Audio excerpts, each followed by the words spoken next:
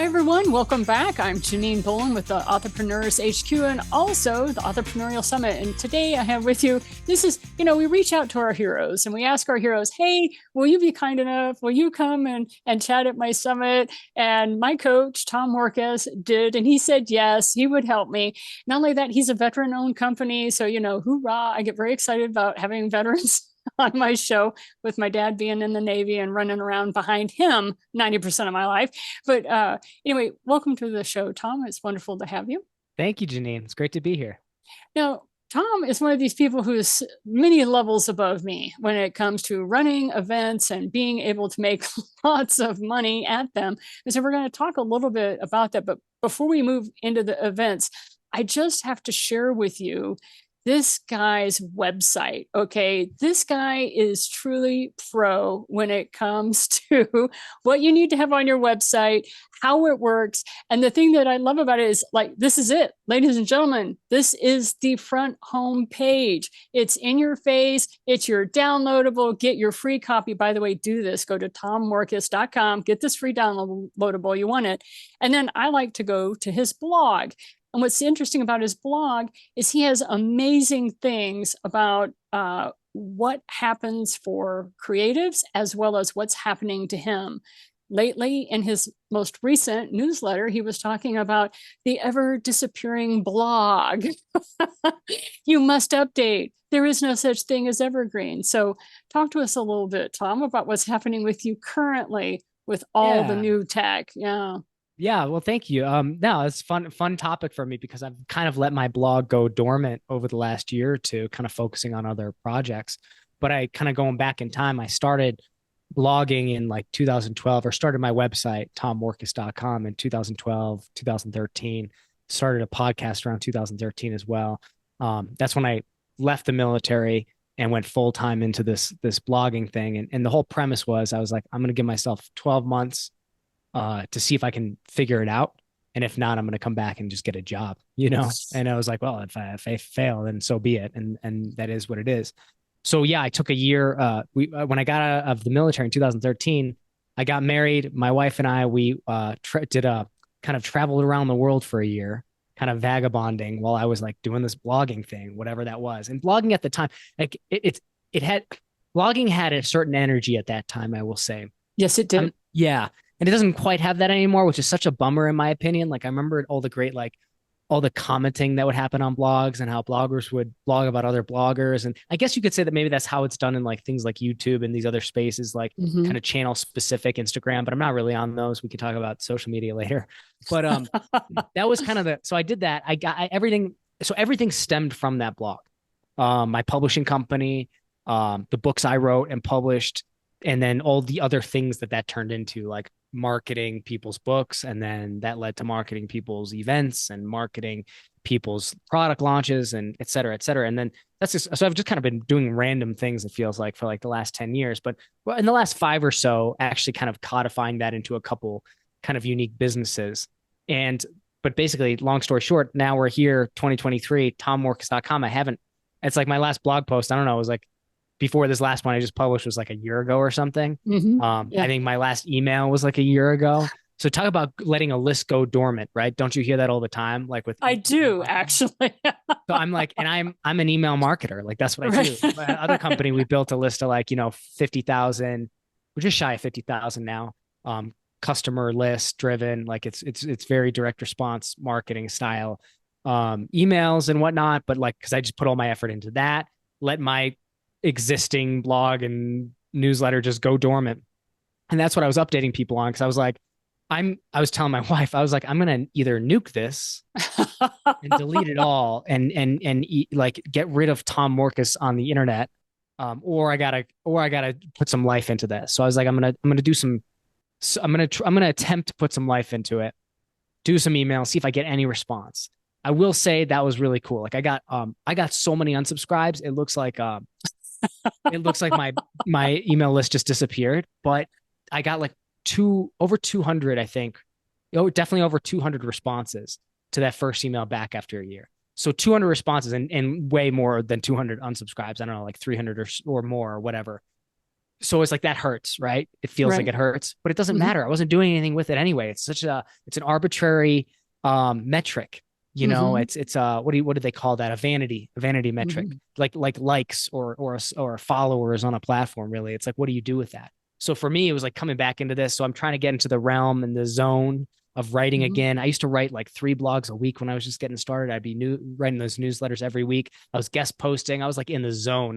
I've written Hmm. millions and millions of words, but it's like recently I haven't done that at all. So I'm trying to get back into that zone of writing. And then coming back to my blog, it's like, oh yeah, what happened in the interim? Not only did the list go dormant, okay, but the blog itself, I was like, I'm not on Bing, which I know nobody searches Bing, but it was like weird. I was like, somehow I was on Bing and I was searching Tom Morkes for a blog of mine. Like that's how I have to find things. I'm like, I wrote about that one time. So I try the search word. Where is it?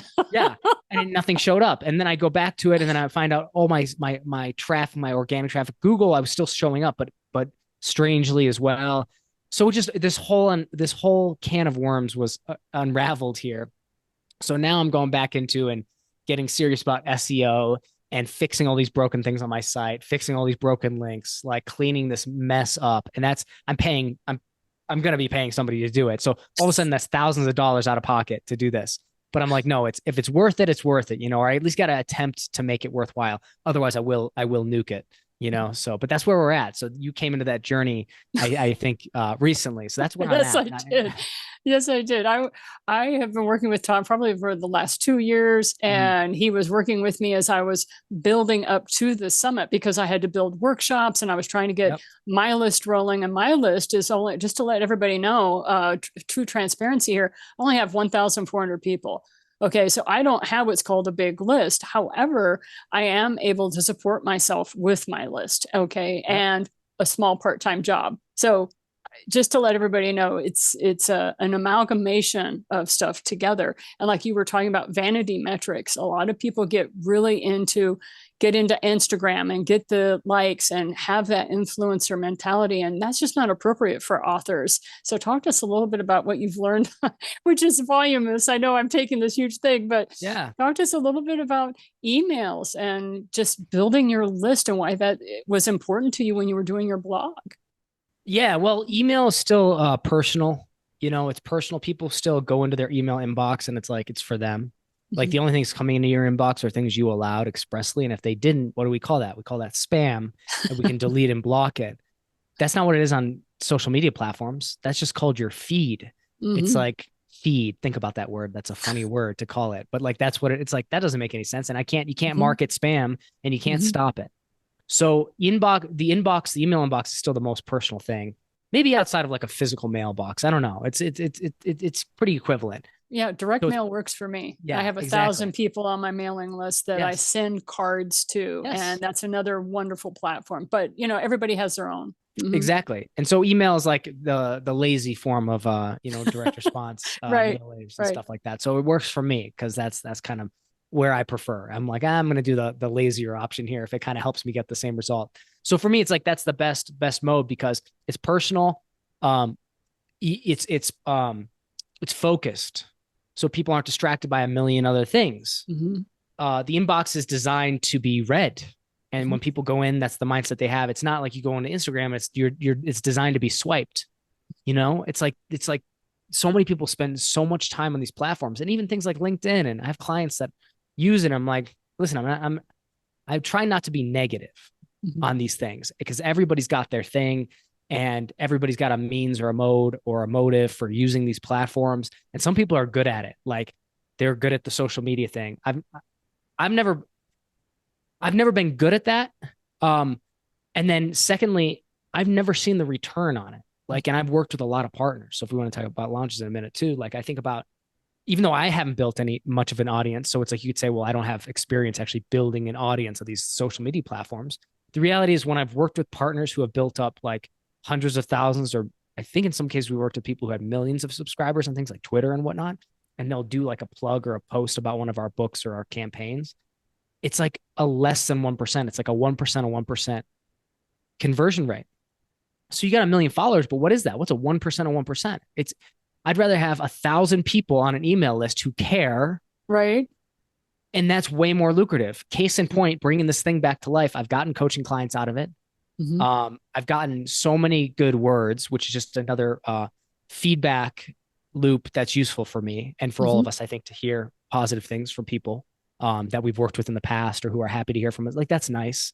And it does honestly does light me up. And I do need that. I can't help Mhm. it. I wish I could just do things without worrying what other people think, but it does help when I hear people say positive things. Like I'm like, yes, okay, Mhm. good.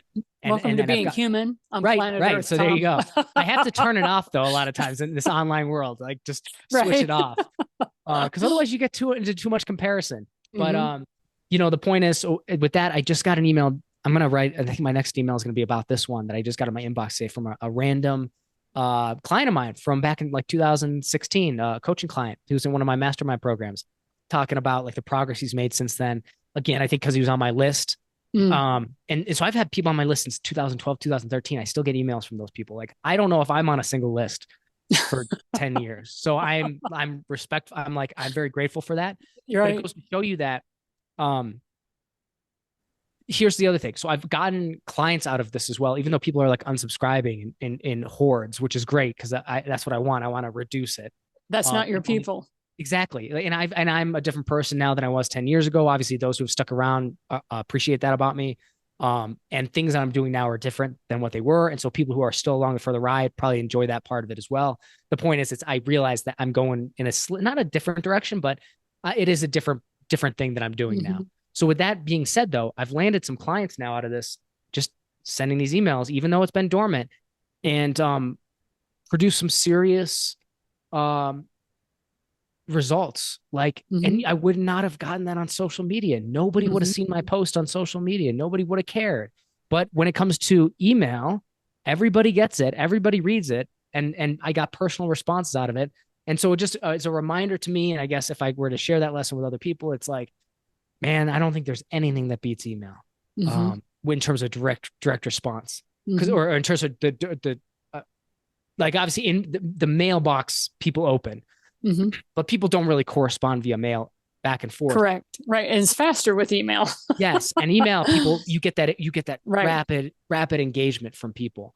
And so Hmm. I've just been on this new phase of this journey. I'm just like optimize and maximize for engagement.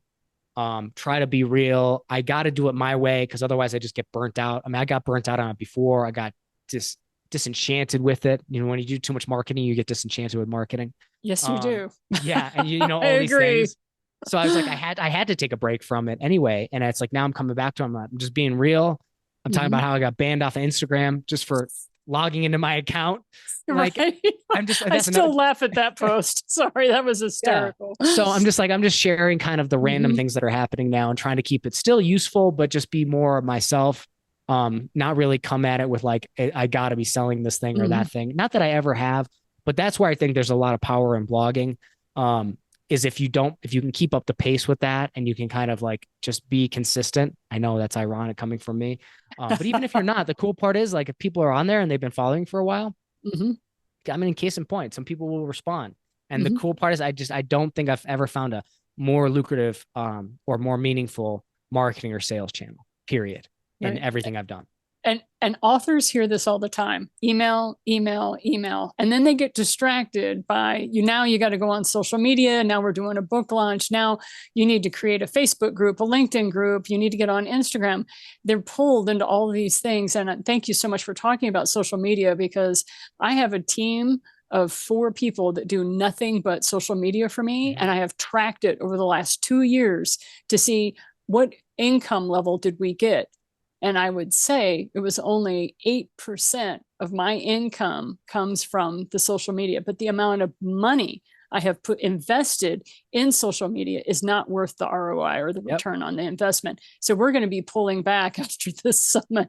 We're going to be pulling Yeah. back from the social media, and we're actually going to just focus on email and Yep. then online events. So do you want to Yes. talk to us a little bit about what you've learned about Yeah. online events, but Yeah, well, let me say on the social media front, one of the things I'm working with a lot of authors on now, and I was that's why I was logging into Instagram because I don't use it. I don't use these social media platforms anyway. I was logging on to Instagram because I was like, we've been teaching these authors and helping these authors implement a specific kind of strategy that right we for talk about with marketing? Yes. yes, and it's Hmm. it's kind of the anti social media approach. It's like the anti influencer approach. Right. And it's just using social media as a hub and a search engine. So when people search you, they can find you, they can click through things, but not actually actively promoting or posting. Like on Instagram, it would be like putting up like 3 or 6 or 9 image posts, and that's it.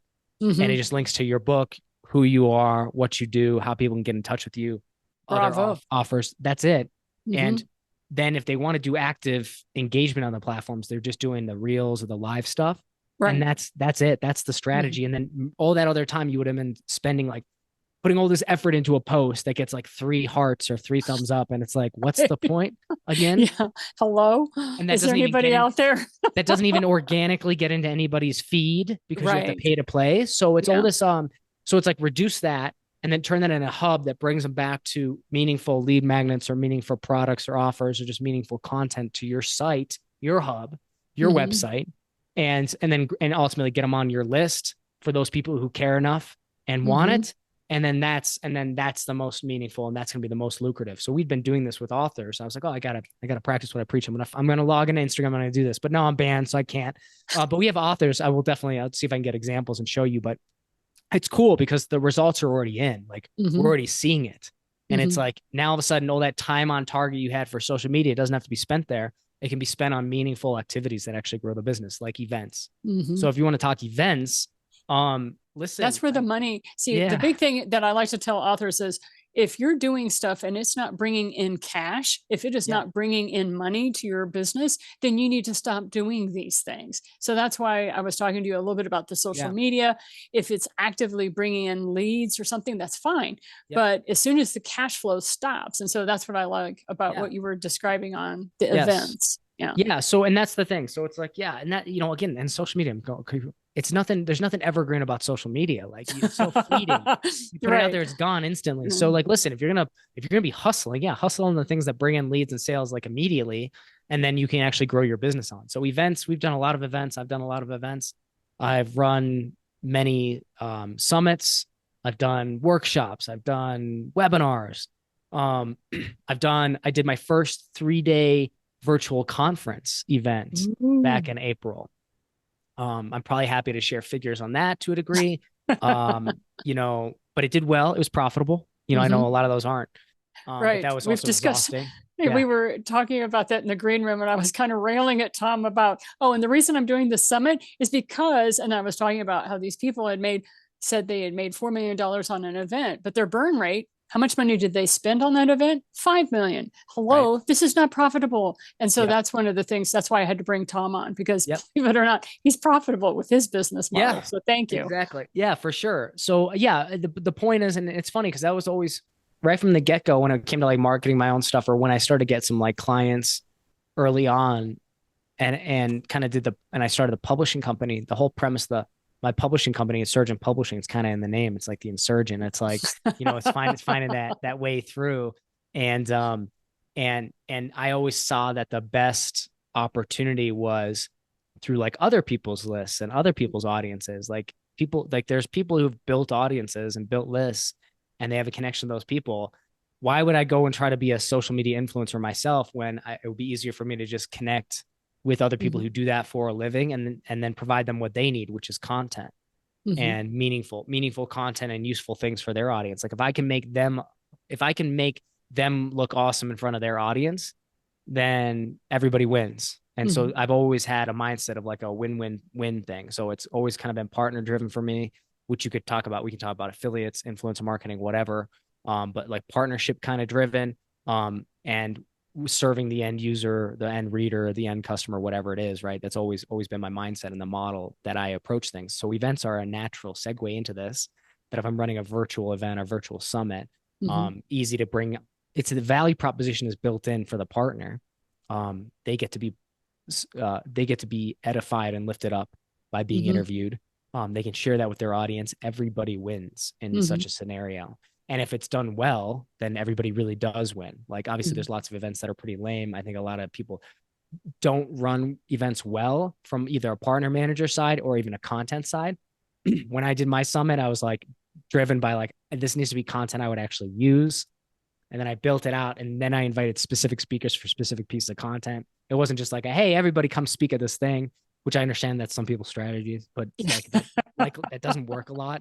Yeah. And there's a balance, but I've always kind of been end user driven and like utility for them. And if I know what's going to be good for them, and I can then line up partners on top of that, that'll be good for them and good for their audience, then it's a natural win-win-win strategy. And so one of the things I wanted to share with people is we are content driven, Tom and I.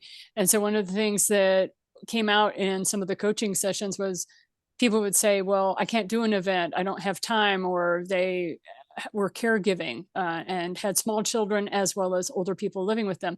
So Tom would say, well, why don't you just do a YouTube video and then charge people $20 to get the YouTube video, and then you can put it through Otter AI and then make a workbook out of it, and then you don't have to be live ever. So that was one idea that came out of one of the coaching sessions, and I started trying that, and it worked very well because it's content heavy. The person was able to give a 20-minute video and describe exactly what needed to happen. So based on what Tom had taught me, I then went and taught authors how to make their audiobooks for free, which is get on Zoom and read the bloody book. Are you going to make mistakes? Yes. Are you going to have ums and coughing? Yeah, hit the pause button. People don't care. And that way you don't have to be like me, where I spent $3,000 to get an audiobook on Amazon. It cost me $5,000 because we had to fight with Amazon that I had authorship of the book because it was self-published in 2005. So, all right, that's a rant. Thank you, Tom. Take us to areas that you have had profitability that were simple solutions that people made overly complicated. What's worked for us? So there's a coaching program we have, and we fill that basically entirely through webinars. So I'll do like a free webinar every couple of weeks, and then we get people to book calls, and then we go through that process, and that's how we close new clients and add them to our cohort-based, one-to-many coaching program. So for those interested in, doing something like that, I am a pretty big fan of the cohort model. I know the idea of something being evergreen or always open and always available is attractive, but I've never been able to crack that cookie either. Like, right. Because there's downside to it as well. But the cohort, I like the start-stop. I like the camaraderie of being active and participating. I actually think people get better results out of it. And I was just and again, this is the cool part about doing this. I do at the end of these cohorts, I try to get on a call with every one of the students, and then heard from one recently, and she was just like, I've never seen a program where the attendance was as maxed out the whole time through 3 months, and that so many people actually completed the program. And I was like, that was my number one goal, because I was like, there's just no point in starting a coaching program or a cohort model or an education company, whatever, if people are buying and then leaving, and the business model is built on that. It makes no sense to me. So I just came in with that. And I was like, the value, what I care about, what we're trying to do is measure progress, ensure engagement, and actually getting people to come to the live trainings, come to the sessions, come to the mastermind, and do that for 3 months, and then actually deploy something at the end of it and have results. So it's cool to see that. But webinars is how we drove sales for that. And here's the crazy part. Here's the insider secret. This is like the same webinar I've been using for like 7 or 8 years. And all I've done, I used to use it to sell a different course.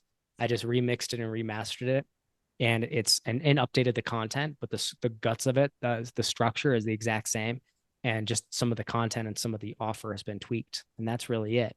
And again, was one of those things in my mind where I'm like, a learning lesson for me, because sometimes the simplest thing, the most boring and repetitive thing, is the thing that works the best. And I will have people who come to that webinar still who've been on 2 or 3 of those same webinars and then will buy. And I'm like, I get bored of myself if I'm saying the same thing more than like twice. Right. I'm that kind of person. Right. So that's very difficult for me. But I found that I just go into it. I'm like, I just assume that everybody's coming there from scratch. They need to hear it again. I try to come in with a lot of energy, do the training, make it useful, call out people in the chat, make it engaging, make it fun. But that's been a great mechanism. The other thing that's worked really well is paid workshops, like low ticket paid workshops. Anything from like $37 to like $97. We had one, I think we did like a $37 one. I think we've had over 100. We might have had over 100 customers of one of those at one point. but even if not, like 10, Mhm. 20, 30. And the point is like, these are people who pay money then. They're engaged. They come to like, we'll do like a 2 or 3 hour workshop on like one specific thing, like the social media strategy would be an example. I don't know if we've run that Mhm. yet, but we likely will. We did one on AI Mhm. as an AI, not for to write your books. Please don't do Right. that. But like AI as a marketing assistant for authors. And so I'll probably Mhm. run that again. And it's great because it's like anybody online who's seeing that can afford $37, Mhm. and or even like we might even do lower ticket ones. Like I'm thinking about doing one for like $7 just for skin in the game and just so people show up. And Mhm. then what we do is we'll teach, provide a lot of value, bring a lot of resources to the table, and then we'll take a little bit of time, like 15 minutes, to do a presentation about how we can work with people in a more deliberate capacity, one-on-one or one-to-many or whatever. And then we just go to Q&A. So these have been very useful mechanisms for generating leads and then sales of the program. And then the 3-day event, lucrative, yes, in a way, profitable. It was profitable. I guess I don't know what does the word lucrative even mean. It was profitable. We made money. Um, it was real, but it was in terms of is the juice worth the squeeze? I always wonder that on things like, Right. The should I amount go of do a effort, the amount yes, of effort, the energy, even if you've yes, done it before, there's still all of the tech that you have to do for these 3-day events. Yeah. yes, They're and huge. it was exhausting. Yes, it At the end of was. that 3 days, I was out. You're It right. was so I don't wish that upon anyone. Did Right. it work? Yes. Mhm. Will we do it again? Actually, possibly. I think we will do it again. But here's why. I actually think we could have generated just as many sales from our workshops and our webinars and our email as we did the live event. But here's what we heard from the coaches that lead our program from that last cohort, where all those people came in, and the majority came in through the Sure. live event. They started with a baseline community. Like in three Uh, days, in less than 3 days, it was like everybody knew each other because we were mhm. doing breakout rooms, we're communicating, we do a lot of engagement, a lot of collaboration in the 3 days. So it was like by the end of 3 days, it was like a community. It was like we Yeah. were a club, like a Mhm. gang, and it was Right. like so then when the people went into the new cohort, they knew each other, they had already established rapport, there was that bond. And to me, those are some of the things you kind of miss because if you're just grinding for like the sale or whatever, you miss like um the intangibles that are actually really important. So for me, I'm like, do I want to do another 3-day event? Absolutely not. Would I love to be able to just pass it off to somebody else to just do it? Oh, I would love to, Yes. and just not even be there and just like see it from afar. I do believe I will have to be a part of it, and that's my sacrifice. But Yeah. again, it was how cool the energy Mhm. was really fun. And then I do think this is how my mind works. I'm like, maybe we should do the next one in person. Mhm. So that would just be another grind, all new learnings again. And I've done a couple live events, but they've been small. They were like 4, 5, Mhm. 6 people, intimate kind of group gatherings. I've never done a big thing with like, 50, 100. Like the online event we did, I think we had like 300 authors who came to it. Right. Right. That was the biggest thing I've Mhm. done in that capacity. So then I'm wondering, can we translate that into an in-person type of conference? We'll see. We'll see. We'll Will you see. bring me back on the summit in a Summit. year? I'll Yeah. let you know. You'll let us know. So thank you so much for your time today. And one of the things I want to wrap up with authors, in case you missed it in all the different ideas that came pouring out of Tom's mouth, the workshops were something that was unexpected. We started doing $37 and $97 workshops, and I went back and reported back to Tom's cohort and told them exactly how I was able to make a couple $1,000s, which gave us the money that my collaborator and I needed to publish our next book. So basically, we're using workshops and stuff to fund the next project that we wanted to do for our business. So those are some ideas for you. Anything else you want to wrap up with before we go? Hey, just keep at it. Yeah. The small stuff you do today, it builds over time. Do it in a meaningful way, meaningful for you, meaningful for your people, whoever you serve. Mm-hmm. This stuff, it doesn't come quick. I don't. I mean, I don't believe that. Like when people make Right. that proposition that this stuff can Mm-hmm. happen instantly or overnight or anything like that. I'm not even going to talk about my example, but just so many people who I've worked with, so many authors. It takes a lot of time, Mm-hmm. takes a lot of energy, but it's worth it.